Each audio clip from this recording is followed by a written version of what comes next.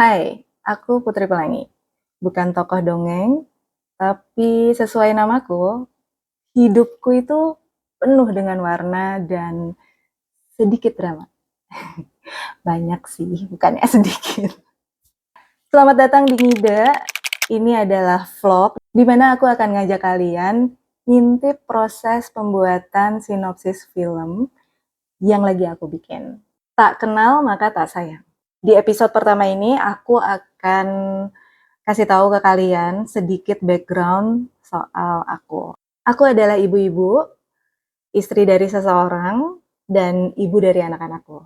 Aku sebenarnya bukan penulis, tapi aku dari kecil seneng banget yang namanya nulis diary, terus iseng-iseng bikin quotes atau puisi, terus makin besar juga aku kadang-kadang suka bikin cerpen, dan belajarnya otodidak berdasarkan kesukaanku membaca, terus aku pengen banget ya gitu bikin sebuah cerita yang suatu saat bisa dibaca sama semua orang. Oleh karena itu waktu SMA aku dulu disaranin untuk ambil jurusan jurnalistik. Yang ternyata setelah dijalanin, maaf banget ibu di SMA aku, ternyata beda banget ya untuk nulis secara ilmu jurnalistik dengan nulis yang aku suka.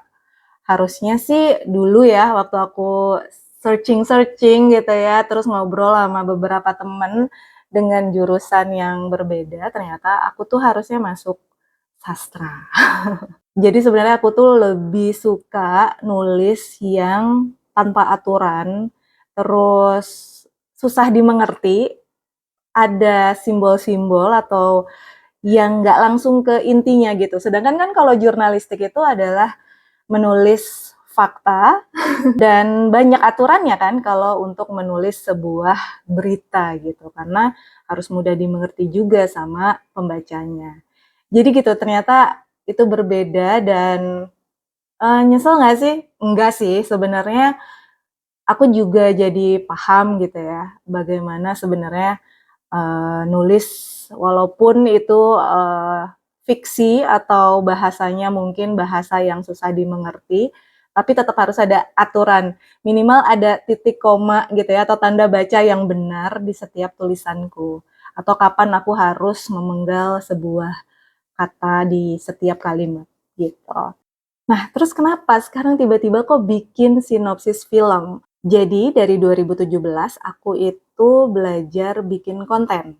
Jadi di tahun 2017 itu aku belajar bikin kontennya itu justru bukan konten-konten yang uh, pakai handphone di media sosial gitu ya. Aku bikin konten-konten tuh untuk sebuah lembaga di mana kita bikin dokumenter, profile gitu ya. Jadi sebenarnya aku belajar tekniknya itu justru dari yang apa ya, broadcast quality gitu ya. Jadi yang layak tayang untuk di sebuah televisi gitu. Nah semenjak itu aku benar-benar belajar. Jadi aku emang dipercaya karena aku kerja barengnya sama suamiku. Aku itu dipercaya untuk bikin konsep dari setiap konten yang menjadi project kita gitu. Nah dengan aku belajar jadi konsep, aku baru ngerti kalau aku itu lagi belajar jadi produser gitu. Dan ternyata memang belajar banyak hal banget. Selain bikin konsep, aku juga belajar gimana caranya nulis sebuah skrip gitu ya, konsep dituangkan ke sebuah tulisan. Tapi waktu awal-awal masih suamiku yang bikin skripnya gitu. Pokoknya konsepnya, aku pokoknya maunya begini, begini, begini gitu. Dan kayaknya emang paling enak ya gitu. Emang paling enak banget uh, cuma bikin konsep. Terus karena presentasinya kan sebenarnya untuk ke klien gitu kan hanya dari sebuah konsep gitu. Jadi aku juga selain belajar dari suami untuk bikin sebuah skrip dan konsep yang berurutan gitu kan, aku tuh ngacak banget gitu ya, otaknya tuh random gitu. Kadang-kadang suka pengen ini, ngebayangin ini, atau sebenarnya lihat contoh gitu ya. Ini sebenarnya tuh aku pengen bikinnya kayak apa sih gitu. Jadi aku pengen bikinnya seperti konten A, cuman kita modifikasi gitu. Biasanya dulu kayak begitu. Tapi lama-kelamaan jadi punya keinginan sendiri.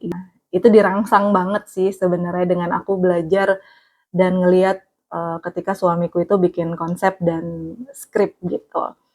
Nah, terus aku juga belajar soal pengambilan gambar dari kameramen-kameramen profesional yang luar biasa, yang sering kerja bareng sama aku gitu. Makasih banget udah ngajarin aku gimana sih gitu caranya ngambil gambar yang bagus gitu. Dan cara kerjanya juga gitu ya. Ternyata butuh kerjasama antara produser dan kameramen gitu ya. Dan director juga tentunya, kebanyakan director di lapangan itu adalah suamiku juga gitu. Yang paling penting itu adalah belajar bagaimana cara bekerja sama dengan mereka gitu. Kemudian di akhir juga aku belajar di tahap akhir itu belajar ngedit gitu ya. Yang sampai sekarang aku sebenarnya nggak bisa sih gitu. Kalau di Adobe Premiere gitu secara pro aku nggak bisa. Tapi kalau di handphone aku bisa. Itu juga belajar kayak, aduh aku pengen. Aku juga pengennya yang versi lebih cepetnya gitu. Jadi aku selalu bikin konten versi sederhana yang aku sambil belajar gitu. Aku ngambil sendiri, terus ngedit sendiri di handphone, terus posting sendiri di akunku gitu. Jadi emang proses di balik layar tuh luar biasa banget. Terus kemudian di tahun 2022 aku belajar bikin series, dipercaya sama sebuah stasiun TV untuk bikin series dan itu juga prosesnya luar biasa. Dan di series tersebut itu benar-benar aku praktikkan semua pelajaran yang aku dapat secara otodidak, belajar di lapangan, belajar dari suami, belajar dari semua teman-teman kru ya, kameramen, editor, belajar dari aktornya juga dan semua teman-teman pendukung yang ngebantuin series itu jadi dari awal sampai akhir gitu. Nah, makanya tahun ini aku merasa tertantang untuk bikin sesuatu yang baru. Setiap tahun itu di dalam hidupku itu sesuai nama ya, penuh warna. Banyak drama juga karena kayak tiap tahun tuh, aduh aku harus bikin apa ya tahun ini gitu. Aduh aku pengen ini, kemauanku random banyak banget. Sampai nggak tahu mana yang harus dilakuin duluan gitu. Nah, akhirnya aku memutuskan untuk bikin film. Tapi juga itu bukan sebuah keputusan yang mudah gitu. Awalnya aku bertanya gitu ya sama diriku, terus tanya juga ke suamiku, bisa nggak sih kalau kita tuh bikin film? Ternyata ditunjukkan jalannya nih, oh ternyata ada kemungkinan besar gitu, aku bisa membuat sebuah film. Mungkin secara kalau bikin sendiri tuh susah ya gitu, karena aku punya rumah produksi tapi kecil banget dan punya keterbatasan dana gitu. Jadi kalau untuk bikin film komersil tuh agak nekat juga nih kayak. Cuma aku nggak mau ilmu yang aku dapet itu nggak aku apa ya, nggak aku manfaatkan gitu. Kayaknya sayang gitu ya. Aku vakum setelah bikin series gitu karena ada kesibukan yang lain juga pada saat itu. Jadi tahun ini udah mulai bisa fokus lagi kalau mau bikin konten. Aku lagi mau mencoba untuk men-challenge diri aku sendiri dengan tantangan yang lebih menantang dan mungkin akan banyak dramanya dan nggak tahu jalannya bakal berlika-liku gitu. Jadi aku kenalan dengan beberapa produser film besar yang dimana tadinya aku hanya berpikir, aku konsep aja, terus aku tidak perlu menulis. Ternyata menurut para produser besar tersebut adalah seorang produser itu harus bisa menulis gitu. Jadi kita juga gimana ya, kan kalau seorang produser tuh sebenarnya biasanya dia lihat sebuah project itu kan banyak pertimbangannya gitu ya. Yang aku pikirin awal itu adalah tidak menulis, hanya mungkin bikin konsep dan cari penulis atau memilih sebuah cerita dari seorang penulis. Terus kemudian yang aku harus pikirkan itu paling penting adalah budgetnya gitu. Budgetnya tuh mau dari mana? Apakah cari investor atau kerjasama dengan rumah produksi yang sudah besar gitu. Nah, dan juga yang paling penting adalah yang harus aku pikirin adalah strategi marketingnya. Nah, gimana setelah filmnya jadi, terus cara jualannya gimana gitu, agar filmnya itu banyak ditonton gitu. Kan kalau apa ya, kalau kita seorang produser pasti mikirnya harus bisa menghasilkan gitu ya, minimal tuh balik modal gitu, tapi kan pengennya untung ya gitu. Dan sebagai portofolio kan alhamdulillah Masya Allahnya kalau baru bikin film, cita-citanya gitu tiba-tiba banyak yang nonton gitu ya. Dan pasti kan kita sebagai produser tuh punya target gitu ya. Kalau kita sama investor, ya targetnya adalah mengembalikan budget investor ya kan, atau ya bagi hasil atau segala macam, atau dengan rumah produksi pun juga ya jangan malu-maluin banget lah gitu dengan konsep yang kita ajukan gitu. Tapi alangkah lebih baiknya jika produser itu juga bisa menulis gitu. Aku tuh orangnya nggak bisa gitu ya. Jadi aku cobalah menulis gitu dengan wah, luar biasa banget ya tantangannya. Jadi di episode pertama ini aku pengen ngajak kalian juga untuk ngintip cerita di balik layar sebelum aku mulai menulis gitu. Susah banget, ide, konsep itu sudah ada, sudah banyak. Dan rasanya tuh nggak sabar banget untuk menuangkan ide di kepala ini ke dalam tulisan dan pengen banget cepet selesai dan bisa direalisasikan ke dalam sebuah film. Karena pertama, takut ada orang yang bikin ide cerita yang sama gitu. Takut diduluin orang gitu loh. Aku tuh orangnya mikirnya udah kayak gitu, aduh gimana ya kalau ada orang yang berpikir sama aku gitu kan. Setiap orang kan nggak bisa apa ya, nggak bisa selalu menjadi unik gitu. Kadang-kadang kita mengambil topiknya tuh bisa sama orang gitu. Nah, terus menentukan genre. Nah, aku tuh mau bikin film apa gitu. Drama kah, horor kah, atau komedi gitu ya, atau thriller gitu. Nah, pada saat aku mau memulai untuk menulis film tuh aku lagi suka banget sama film-film genrenya tuh psychological thriller gitu. Nah, aku seneng kan gitu. Jadi aku mencoba bikin cerita seperti itu gitu. Konsepnya dulu ya, belum ditulis nih. Jadi udah bayangan awalnya bagaimana, nanti jalan ceritanya bagaimana, terus endingnya bagaimana. Itu kalau aku mau menulis tuh caranya seperti itu. Terus kemudian aku coba menulis. Nah, ternyata ada apa ya? Ternyata ada kesulitan juga gitu. Jadi terakhir menulis tuh aku SMA. Dan itu nulisnya pakai kertas sama pensil. Karena dulu pun waktu aku mencoba menulis itu, aku coba pakai pensil, terus pakai pulpen, ternyata tulisannya, idenya itu lebih cair, lebih lancar ketika aku menggunakan pensil gitu. Jadi aneh juga kan. Aku suka bau pensil gitu. Jadi kayak setiap menghirup bau pensil aja itu aku langsung kayak, oh iya aku mau nulis ini gitu. Dan itu lancar banget. Terus aku suka misalkan salah, terus aku hapus dengan manual dengan hapusan, itu juga membuat ide-ide yang keluar dari kepalaku itu lebih lancar gitu. Nggak tahu ya kenapa ya, itu mungkin secara psikologi aku juga nggak ngerti lah gitu. Ya biasa namanya penulis suka aneh-aneh kali ya gitu. Mungkin ya emang aku orangnya aneh, random. Aku pernah coba pakai pulpen dan ya nggak dapet aja gitu. Idenya tuh kayak aku keganggu dengan, dulu kan tangan aku berkeringat ya, jadi suka ada bekas-bekas pulpen di sini. Aku nggak suka. Tapi kalau bekas pensil, it's okay, no problem gitu. Aku lebih suka seperti itu gitu. Nah makanya pas di masa sekarang di mana semuanya serba era digital, suamiku tuh bilang, nulis aja di handphone dulu. Aku coba kayak, kok nggak dapet ya gitu. Aku nggak bisa nih nulis di handphone gitu. Terus nulis di laptop gitu. Nggak bisa, itu ngeganggu banget gitu. Nah akhirnya sebenarnya aku tahu gitu, yang mengganggu itu sebenarnya apa?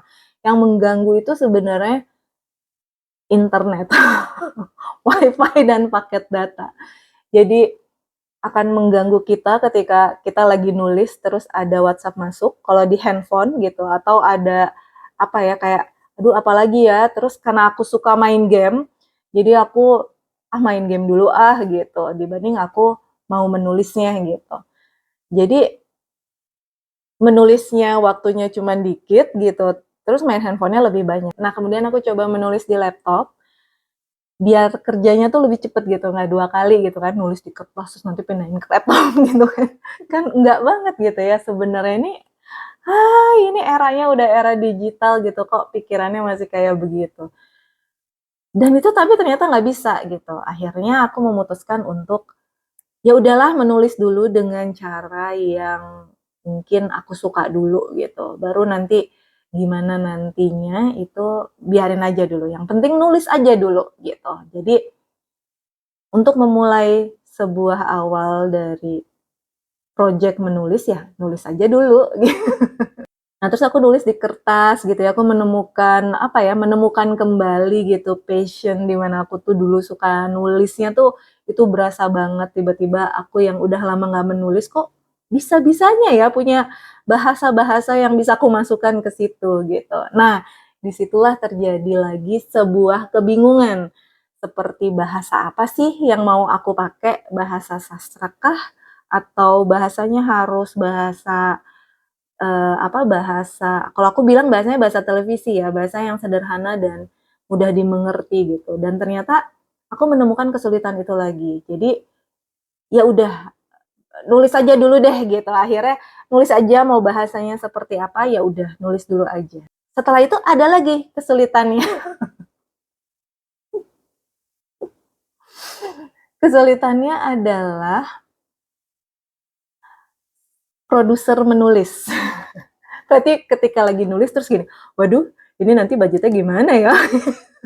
Ini budgetnya gede nih, waduh ini pakai keluar negeri, wah ini baru pakai alat-alat ini lagi gitu kan, atau ada cenderamata atau hadiah apa, atau akan ada barang-barang apa, terus langsung kita kan harus bisa menggambarkan suasana yang akan masuk ke sebuah visual gitu kan, jadi langsung mikir budget, jadi terbatas lagi.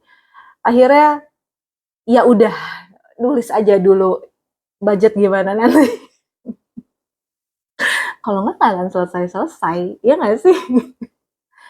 Nah, setelah udah mulai menulis, nah ternyata aku belum ngerti gitu loh, gimana sih caranya bikin sinopsis film gitu, karena aku terbiasa dulu nulisnya nulis cerpen, jadi waktu awal-awal aku masukin percakapan ke ceritanya gitu, dan honestly aku itu nulis itu sebenarnya uh, gak suka gitu nulis sebuah percakapan gitu ya, dulu tuh nulis cerpen juga struggle-nya di situ, suka lamanya di situ untuk nyampe ke ending, karena bahasanya gimana ya gitu kan, kalau bahasa percakapan beda ya, nggak mungkin pakai bahasa sastra atau bahasa yang sulit dimengerti gitu. Jadi kayak ganggu banget dari buat cerita. Terus akhirnya entah suatu jalan aku ketemu sama seorang dosen IKJ, makasih banget Bapak udah membukakan uh, jalan pikiran dan memberikan ilmu yang sangat-sangat berarti gitu. Aku dikasih buku sama beliau, buku bagaimana membuat sebuah sinopsis film dan skenario. Nah, akhirnya aku belajarlah dari buku itu, gitu. Jadi, aku udah coba belajar dari internet ya, searching gitu. Tapi entah kenapa buku tersebut telah yang mudah dimengerti dan memberikan arahan yang mungkin benar ya, aku juga belum tahu karena sebenarnya sinopsis filmnya baru satu yang jadi gitu, jadi belum juga ditawarin ke mana-mana, jadi belum tahu itu sinopsisnya bener atau enggak. Akhirnya sekarang aku udah bisa bikin cerita di laptop. Jadi kenapa akhirnya aku bisa nulis di laptop, itu aku matiin semua internetnya. Jadi kalau aku lagi nulis, handphone aku airplane, terus biar gak bisa diganggu gitu ya, dan aku juga nggak mau ngeliat gitu. Terus di laptop juga aku nggak nyalain wifi gitu, jadi nggak ada notification yang masuk juga gitu. Jadi benar-benar aku fokus eh, terhadap laptopnya, sehingga fokusku hanya ke laptop dan ceritaku. Terus nulisnya di mana? Nah, ini juga yang menjadi struggle-ku ketika mau memulai menulis lagi, itu adalah soal jam kerja. Nah, sekarang kan aku banyak waktu di rumahnya tuh banyak banget gitu ya. Nah, aku pikir aku akan bisa konsentrasi, terus anak-anakku kan juga mulai berkegiatan, suamiku juga ada kegiatan rutinnya gitu, sehingga aku tuh sering sendirian di rumah gitu. Tapi ternyata aku nggak bisa kerja di rumah karena ternyata sibuk banget ya di rumah itu.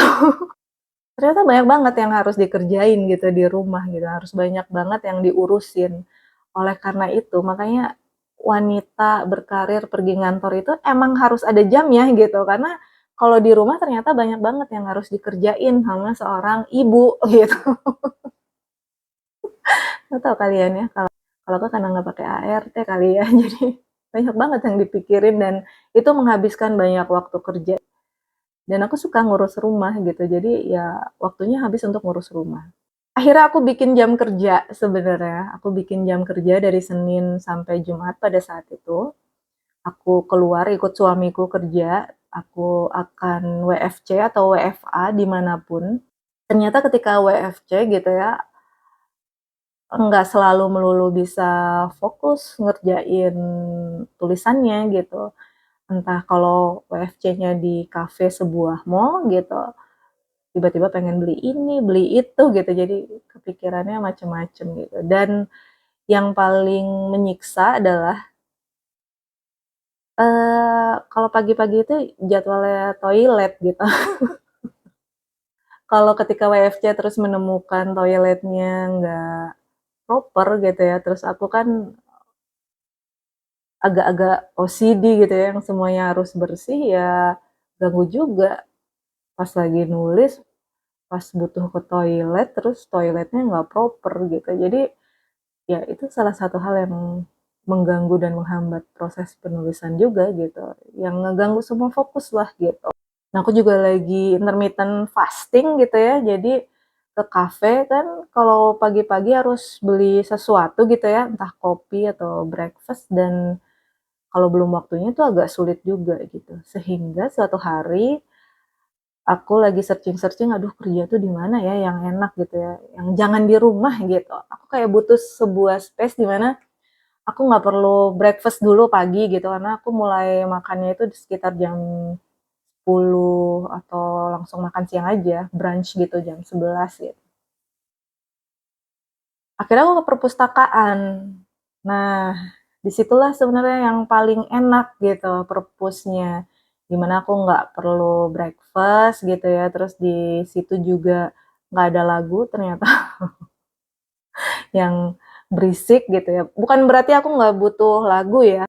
Jadi sebenarnya aku tuh menulis tergantung mood. Kadang-kadang butuh sunyi, kadang-kadang butuh keramaian hiruk pikuk, kadang juga butuh lagu gitu. Tapi ya kalau lagunya nggak sesuai selera tuh atau nggak sesuai dengan apa yang kita rasain pada saat itu ya nggak bisa juga gitu. Jadi akhirnya aku uh, si ribet ini nyaman di perpus gitu. Dan kalau butuh lagu aku tinggal pasang lagu di smartphone yang ya lagu-lagu yang emang sesuai dengan mood aku yang bisa aku pilih gitu, nggak yang asal aku dengerin gitu.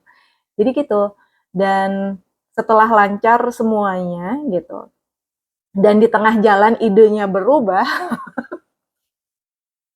jadi sebenarnya cerita yang udah jadi itu bukan ide pertama yang sudah aku bangun di awal ketika aku niat tahun 2025 mau bikin film gitu.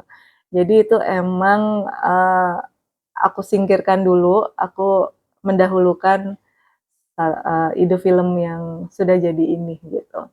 Nah, setelah lancar semuanya, ternyata aku bisa nulis di rumah. Dan setelah struggle-nya itu sekitar 2 bulanan gitu ya, ternyata aku bisa menyelesaikan sinopsis film yang pertama itu dalam waktu 2 bulan juga gitu. 2 bulan fokus dan selesai gitu. Dan sekarang lagi lanjut ke sinopsis berikutnya.